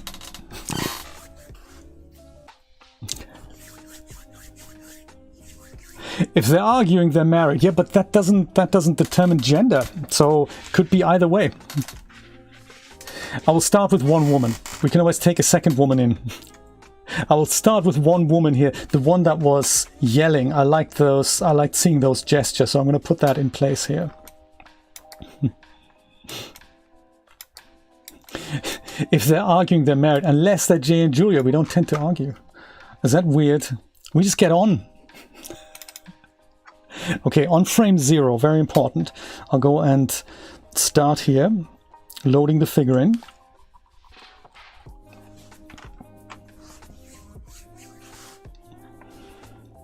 Here she is. And just like before, I'm going to go to just before frame 100 with kind of this.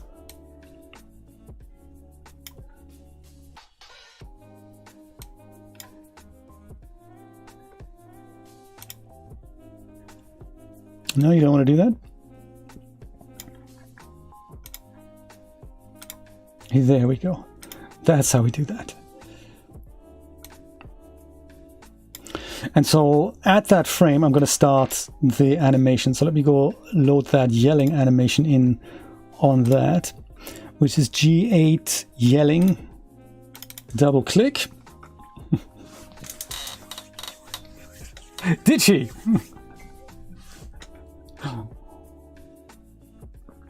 Julia didn't get offended. It takes a lot to offend Julia. So that's her. And if we go and play, I'm going to go and make the other phone lady invisible, actually. Control eyeball icon.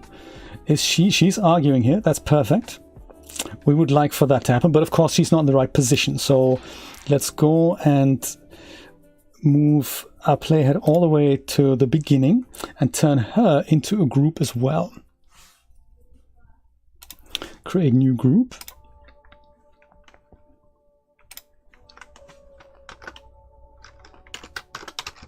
Yelling lady.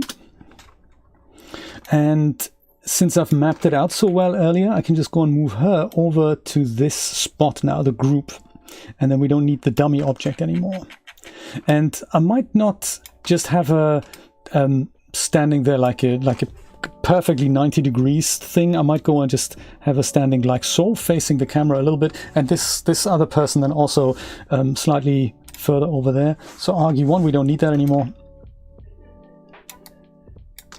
And then we do that.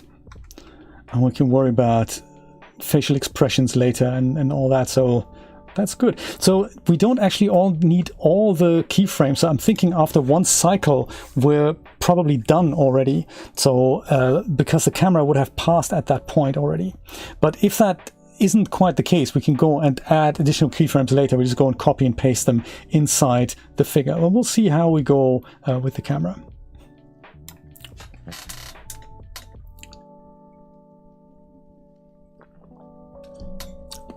So I might just go and use a young man now for the next person here.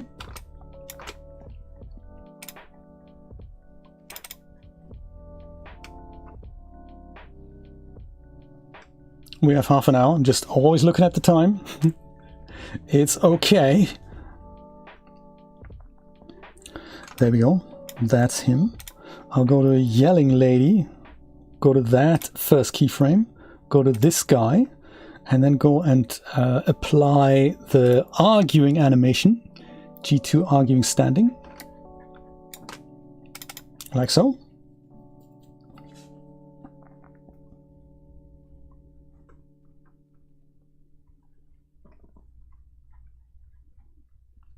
And I think that might, is that too, no, that's okay. He's doing things a bit more. So I'm thinking maybe with her, we might have to go and duplicate her keyframes, but we'll see about that.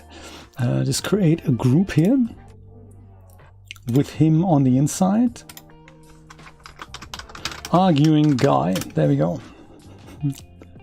And we'll move him into this position. If that's okay, it is, that's nice, thank you. And we'll go and turn this around so that we have these guys kind of talking at one another. We don't need the dummy object anymore.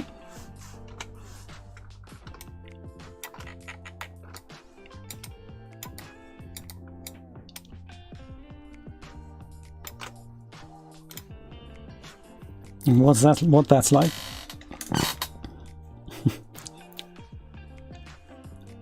I'm loving it already. There's the arguing couple.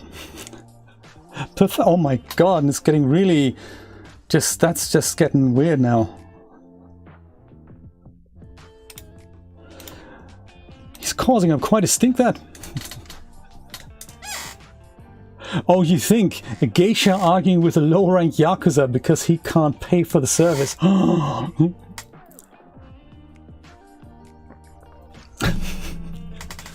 And another thing, you never and I always, actually the other way around, you always and I never, which is really bad.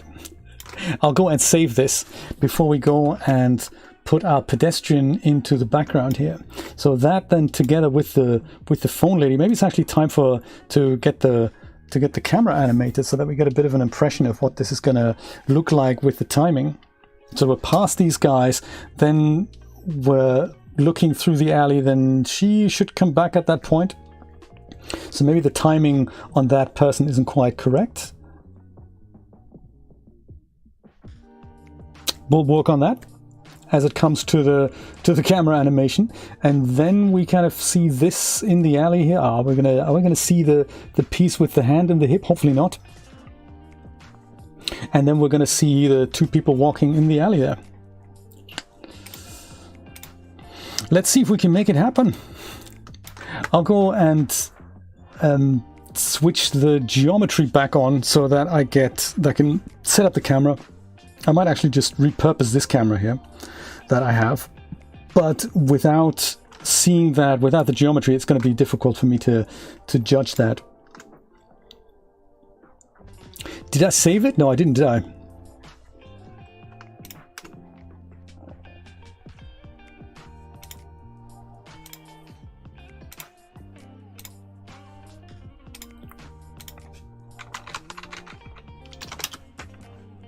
Just to be on the safe side. Never save. Kemi, that's a challenge, isn't it? Never save. Never surrender. What's our camera look like right now? What are its settings? I'm just thinking we can probably just use it and then duplicate it. Wasn't the camera. 28. Focal distance. F-stop. It's kind of all good, really, isn't it? If we just leave this as it is, duplicate it, and call this, like an Unreal Engine, the Cine camera. And we're not going to look through this. We're going to go and make this invisible, and then use this guy together with the Japanese alley.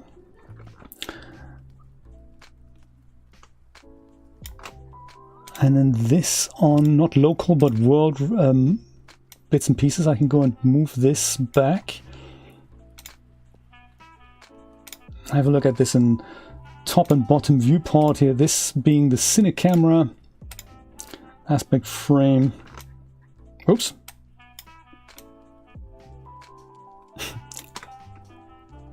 And we're on frame 0, super important. How many times that catches us out, this whole frame 0 thing. And we're probably going to want to start somewhere here, I'm thinking. I don't know if we're looking at the correct way just yet. We've got the correct height here.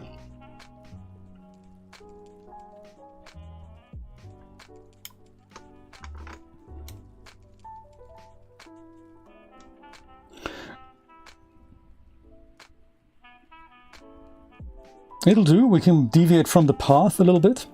Oh, there's also that other lady's dummy that needs to go away. And then here we're going to find a spot kind of on the wall here of that Japanese fly I'm going to make up. Do you know, Jeff, that is the plan. It's going to be part of the movie so that we have the subway animation and the diner animation, and then this is going to be the third part. And, you know, hopefully in the future we're going to have many, many more that'll join us there. So I'll say, maybe I'll say from kind of from here. That's a good first keyframe. And we can worry about the finalizing the height and all that, but I think this is a good start here. So then, first keyframe here. Cine camera can have a keyframe. Also have a keyframe here so that the first 100 frames aren't anything spectacular. And then we're going to go all the way to frame 1200, or as close as we can to it. Did I just type that in, or did I make that up? 100, like that, current.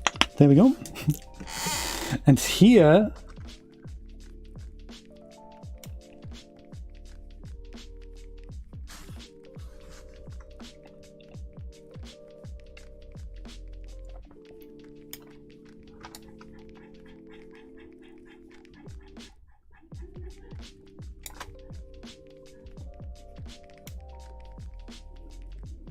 I want to be as close to the wall as I possibly can.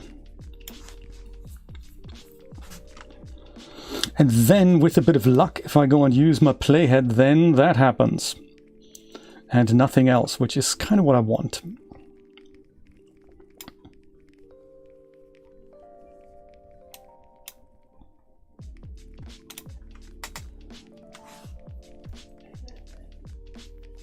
Arguing people in place, so I can already see that. I think she needs to have her keyframes duplicated there, so she needs to keep talking, so we're going to go duplicate that.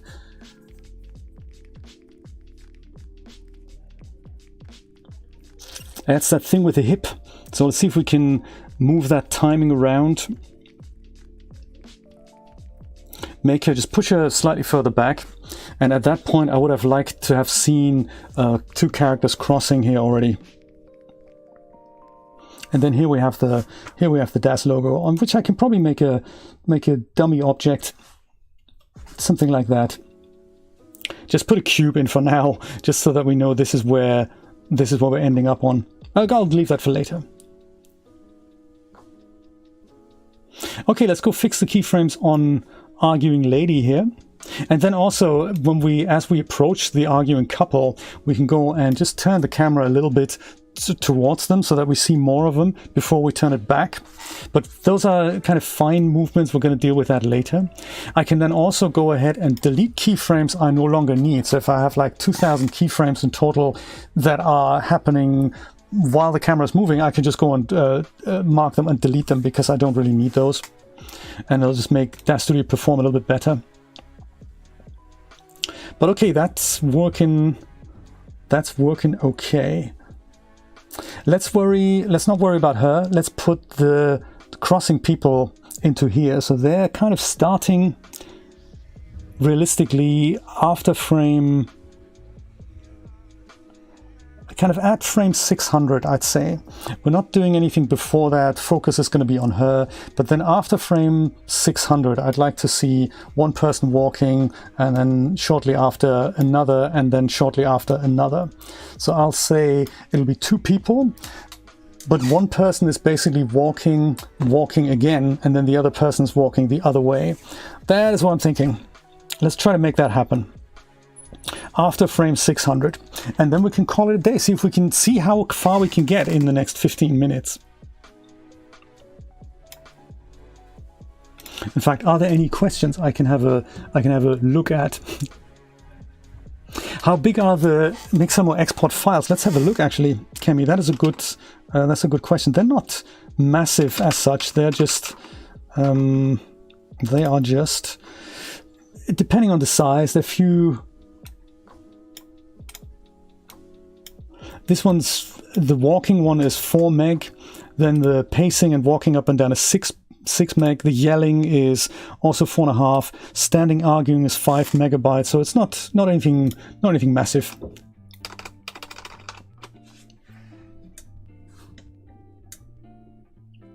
I haven't tried Pyramid Scheme, I haven't tried Rococo animations. I've heard a lot of good stuff about them, but I haven't had a chance to try them out. Yes, Camilla, and Mixamo is indeed made for getting simple animations and also simple assets out of Mixamo. So if you needed a game character, you can just go have a look at the character section here, and then just go and use any of these guys. So you can have maybe the boss and then apply animations to him. So yes, that is how that works. And you can go and download this character, and it'll be an FBX that you can use. I think this was a different project before that was called Fuse, with which you could somewhat customize these characters, but that project's gone away a little bit. So one of those things. Yeah, so we could have somebody like that just sitting on a bar stool. Kind of laughing, so it doesn't work with the proportions of the character, but you can use him. So the cool thing about Mixamo is you can use these things in your own projects commercially, and both characters as well as animations. So there could be a dancing character in the back alley, that's possible. Portfolio, you don't need to download the skin, because the moment you use the animation data inside Daz Studio, you use your own skin and the skins of the custom characters, so you don't need to do that.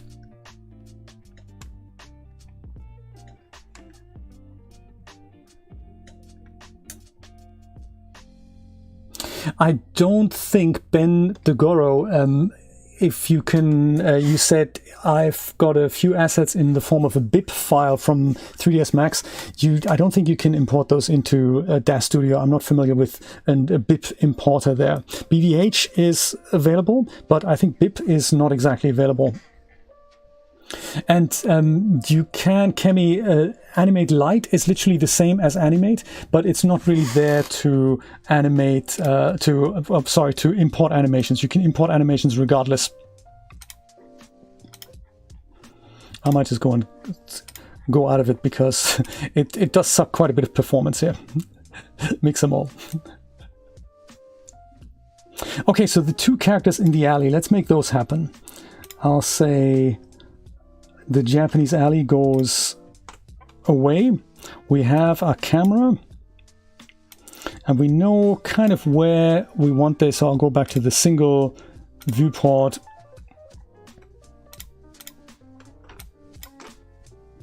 I don't need to see this anymore.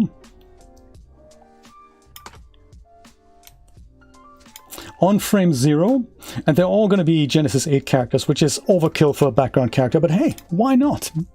I'll go and bring in a guy, and let's have one guy walking from left to right and one girl walking from right to left, and one of these I can go and duplicate.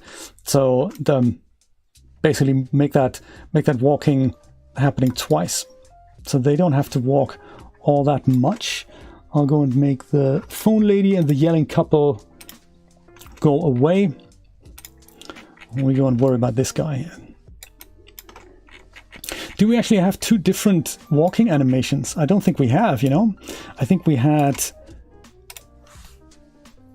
the fast walking animation for the woman, but I don't think we had the regular walking animation for a guy. So I'd really like to have two different walks there. Let's see if we can just make that happen quickly. Now that I've closed Mixamo down, of course. Let's go open it back up again.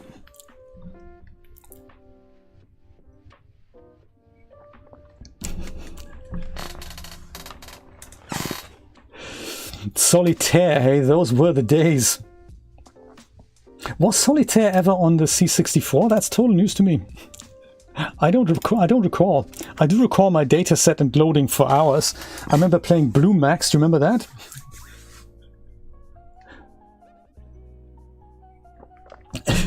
Do I? No way. That's just the background. And now that I've changed the character, I'm just uploading the male guy again. And I'll see if we can have one more walking animation here.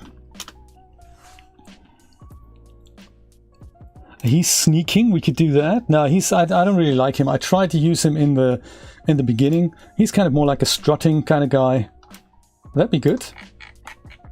In place. because that's very different to the walk that we already have, which is the woman fast walking. So this is kind of the guy walking. And I hope he's going to remain a guy, but I think prophylactically I'm going to go and make his arm space a little bit larger. And we're only going to see him from the side, so we're just going to go see this. So even if it does intersect, it wouldn't really matter that much.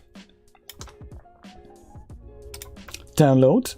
FBX 6.1 with skin, 30 frames, no keyframe reduction. Okay, so that's him. And then we have woman. It's all awesome. I'm going to deal with that in my other Daz Studio instance with a new scene. So we all remember how this process worked, because it's just so easy to forget. So remember, bring in a Genesis 8 figure. Then import your FBX from Mixamo. Save it out as a pose preset. Apply that pose preset to Genesis 8. Do the corrections.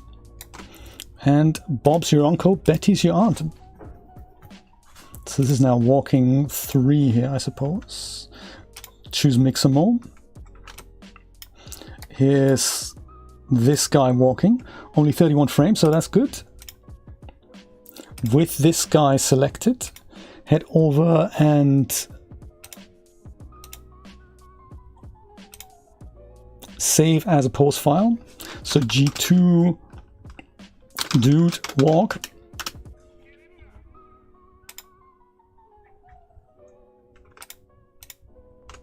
Apply to Genesis 8. Go to Magic Script. Hit execute. Happiness. Dude walk. All right. Now go and save this out as a G8 dude walk pose file. Pose preset G8 dude walk. And that's that. So now we go back into our master scene where we've already loaded our guy here. Quickly refresh that so that we have G8 dude walk on the first frame. Or maybe actually it doesn't have to be on the first frame. We can probably just go and put this on frame 600 because we don't want him to start walking any earlier than that. But then from frame 800 we want him to continuously walk. So I'll do that. Actually, I'll go to the first frame, set a keyframe on this guy just so that he can take all this time transitioning here. G8 dude walk. And this is what he does, but he only does it for one loop. So I need him to do this until the very end of stuff. So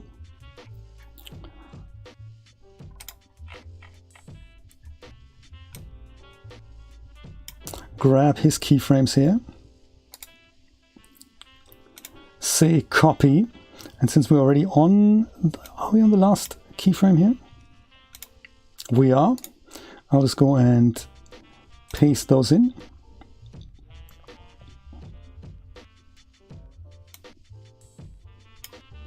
And let him walk, man, let him walk.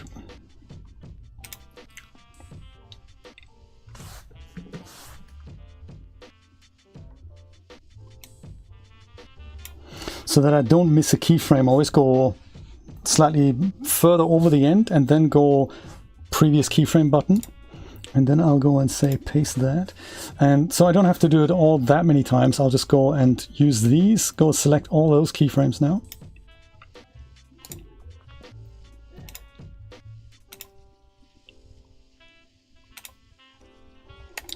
And go and paste more of them in one go. Monkey Island was super funny. Do you know, if you're an Amazon Prime subscriber or Prime Gaming subscriber, which is kind of the same thing, you can get Monkey Island Special Edition, Monkey Island 2, free right now. That is a good game. That is a very good game.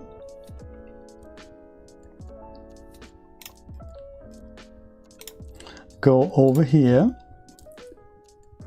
Paste keys. And by that point, we're probably out, or maybe one more. I'm kind of hoping that by that point we don't need him to walk anymore. I'll just go one more. Paste keys, there we go. That is totally cool. Hey, this is why we're here. I think this is a really nice get together, and I really appreciate us just hanging out, you know. This is more like a mixture of working session forward / workshop. So this is how I envision the Twitch streams to be, just like, you know, hang one of us share our screen, see what you're doing today. That's what I'd like to do at one point, that we have something. If you don't know, if you're looking at the Pixologic channel every once in a while, that's what they do. Various artists doing their thing. As long as it's ZBrush related, we're all good. And I think that's what I'd like for us to have, a place like that, you know. Let's do that. Yes, Brian, I was. But that's okay. I've done it before, so it's all good. That's what I'm thinking, Camilla. Yeah, let's just go, you know, it's just hang time. And to a certain extent, it doesn't even matter what we're doing, because, you know, hanging is already, that's all we want to do. So he's now walking from frame 600 in place. So that's good. We kind of want that. So I'll go and position him now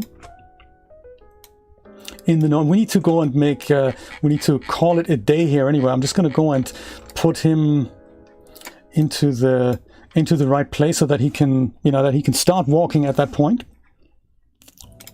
And we might go and pick this up either tomorrow or on Monday over on my Twitch channel if I have the time. So my plan is to really build this out and chip away at it, and it'll also, you know, it'll come with issues and problems, of course, and also how to overcome them.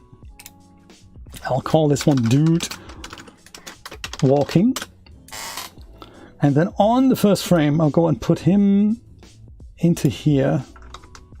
And we're going to go and rotate him around so that we know he's going to walk that way. Why rotate? Not 90.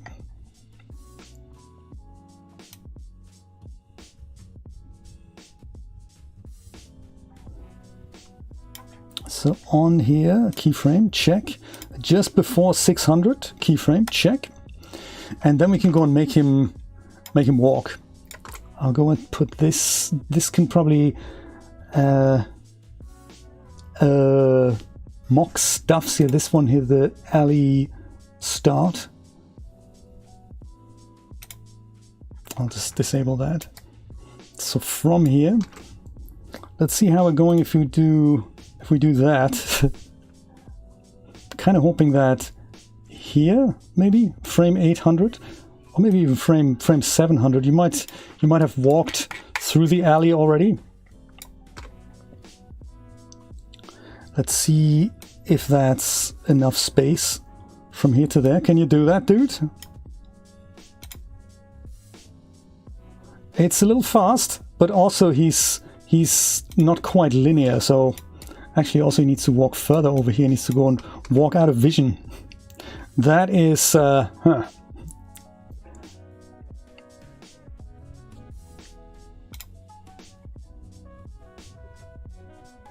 Yeah, so I think that I need to correct, but we're out of time. I'm so sorry, we're out of time. So one of those things, my friends, I'm going to keep chipping away at this. Let's go and watch this whole animation one more time, the thing that we've done so far to get to this point, and then we're going to go and compare it with, you know, how it keeps going. I wonder if I should just render this out and just let us keep track of animatics. How about that?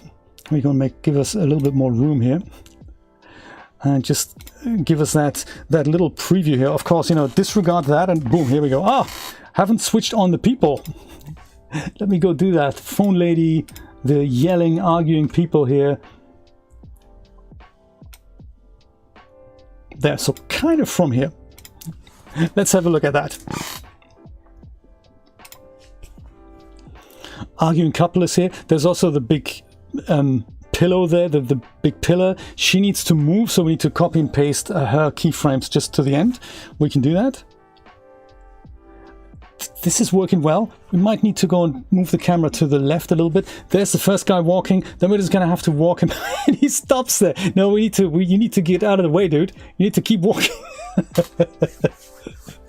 Yes, and save. What a good idea, Jeff. Let's do that.